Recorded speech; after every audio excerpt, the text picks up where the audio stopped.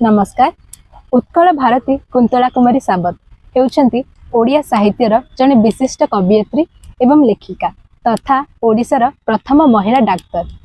तांकर गोटे कवितार शीर्षक भारत रमणी। सफल जन्म सफल जीवन मुपरा भारत रमणी, मोत्याग पुण्य सहिष्णुता गुणे मोहिबी निखिल धरणी। नारीत्वर पूजा नारीत्व आदर लभे श्रेष्ठासन जाया जननीर। विधि विधाने मु सकती सावित्री, मुसारदा लक्ष्मी रूपिणी। प्रवृत्ति नुहे मो निवृत्तिर पंथा, संयम शांति जीवने गुंथा। वैधव्य बसने चितार दहने, मूर्तिमती धर्म धारिणी। आत्मशक्ति लीला नर कलेबरे, उठिब विश्व कटाक्ष मातरे। मूत आद्या शक्ति भक्ति आरती, अंतिम मुक्ति सारिणी। धन्यवाद।